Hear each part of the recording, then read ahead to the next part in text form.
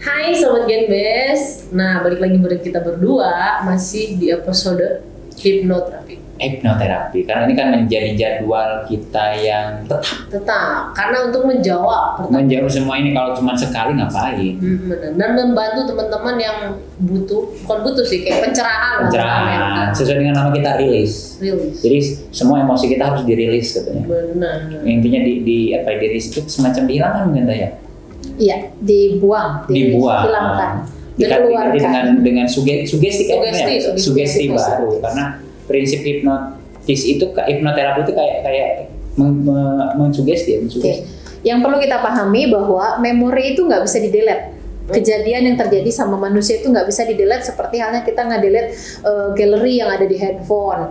Kita mendelete file kalau penuh. Tapi ISK hipnoterapi membantu seseorang untuk melihat kepada masalah itu dengan cara pandang yang lebih positif.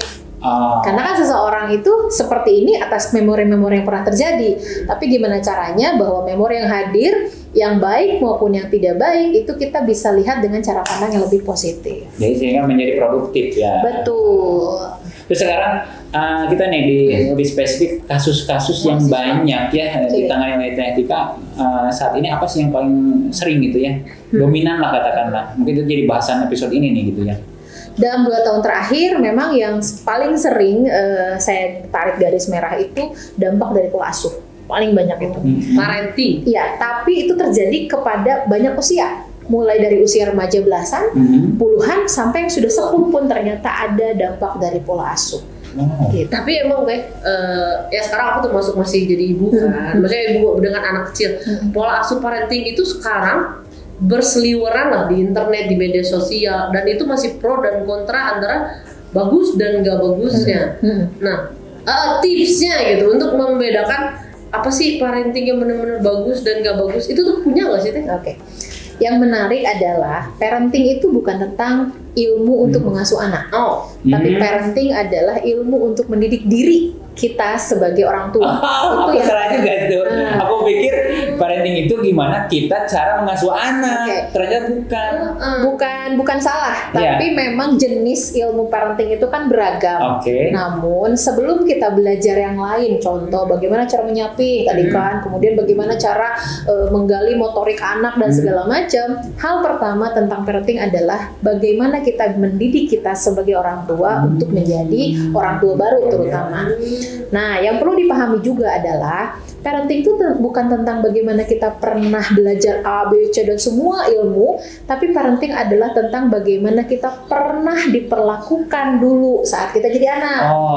Contoh, benar. Misalnya Pak Ahmad punya kebiasaan, misalnya ngomongnya tinggi sama anak, atau bahkan kalau udah marah cenderung besar. Atau bahkan ada yang sampai nyubit ya. Betul. Kita tahu itu salah, tapi nggak tahu kenapa itu kita kayak refleks gitu. Boleh jadi kita pada saat jadi orang tua, kita pernah diperlakukan seperti itu sama orang tua kita. Makanya sekarang itu tren katanya memutus rantai.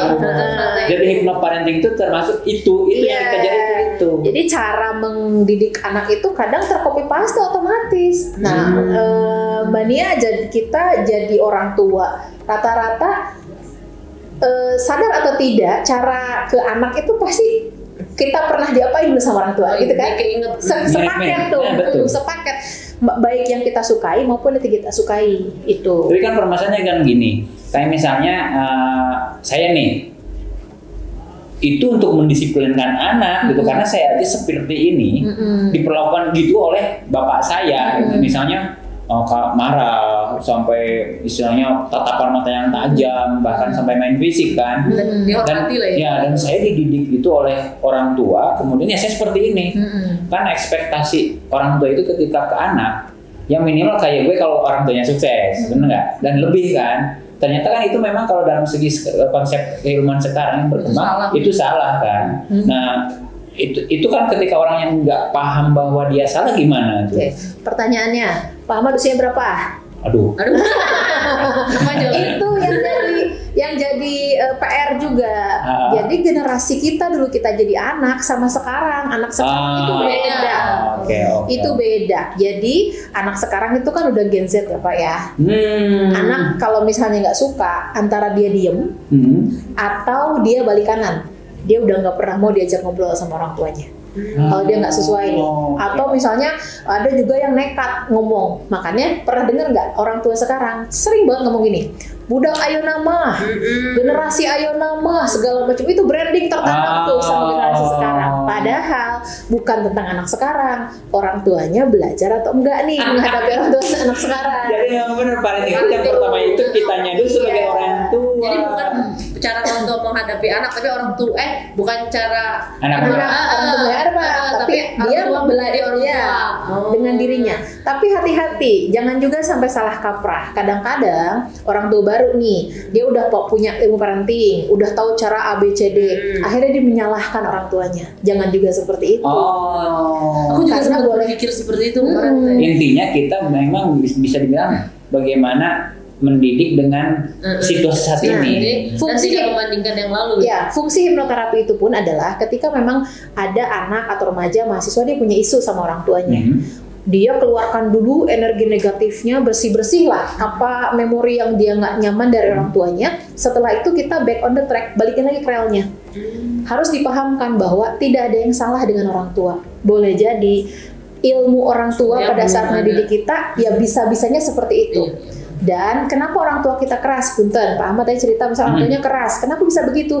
Karena orang tua kita pun dididik oleh kakek nenek dulunya juga lebih keras lagi. Ya beda generasi kan. Gitu. Karena emang panutannya mungkin dulu orang dulu didiknya dulu kan nggak ada gadget, nggak ada informasi arus begitu cepat. Jadi dalam berarti tahapan di hipnoterapinya itu dalam parenting ini apa aja tuh? Apa ya?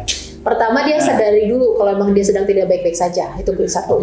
Kedua kita coba cari akar masalahnya sebenarnya apa, gitu. Ya mungkin punya trauma di masa lalu di bagian mana? Bahkan beberapa kali saya handle mahasiswa nih, dia ada yang mentok menyelesaikan skripsi, ada yang dia ngerasa nggak percaya diri, mau presentasi aja gemeteran, ada yang segala macam. Begitu ditarik mundur, ternyata ada isu dengan orang tuanya yang mungkin banyak menuntut, atau membandingkan, atau misalnya cara kekerasan itu banyak tuh. Akhirnya biasanya relapse itu kalau ke-trigger sesuatu, kayak misalnya dia kan punya masalah di mau nyelesain skripsi, mentok. Akhirnya yang hadir adalah memori-memori yang pernah luka-luka yang pernah dirasakan keluar semua tuh.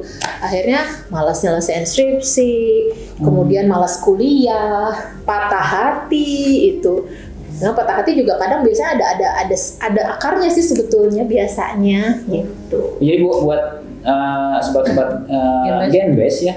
Jadi ketika misalnya ini yang udah punya anak kali ya, ya atau saudara ketika misalnya kok dia bandel kok gini, berarti emang ada masalah. Kita harus introspeksi dulu ya. Kitanya dulu nih, balik lagi ke orang tua. Soalnya katanya emang anak itu adalah produk orang tua. Gimana orang tua membuat anak itu dari kecil. Orang Sunda bilang mah tara TS kaluhur. Pasti sama.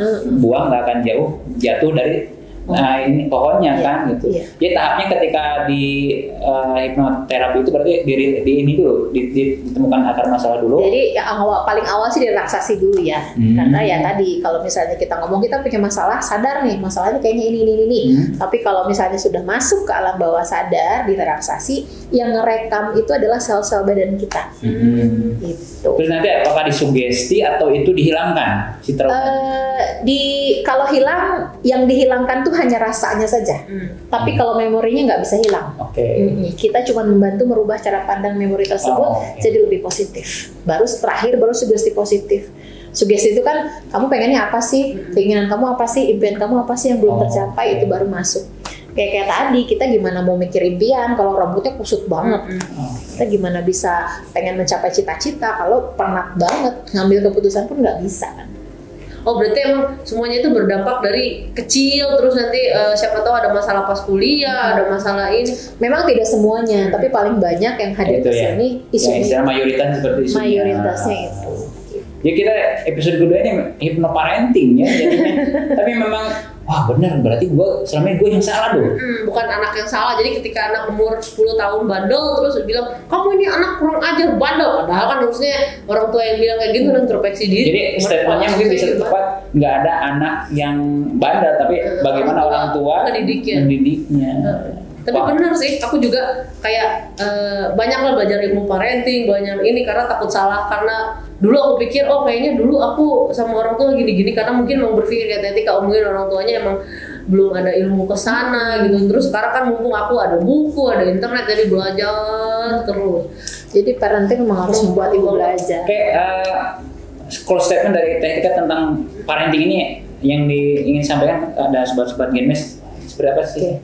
Kuncinya adalah berdamai, menerima, acceptance dengan apapun yang sekarang terjadi. Contoh, kalaupun sudah berpasangan dengan pasangan yang menurut kita tidak sesuai harapan, kita tidak bisa memilih dihadapkan dengan pasangan seperti apa. Kalaupun dihadirkan dengan anak yang memang membuat kita jadi penuh emosional, kita pun tidak bisa memilih mendapati anak seperti apa. Artinya, banyak hal di luar kita yang tidak bisa kita kendalikan.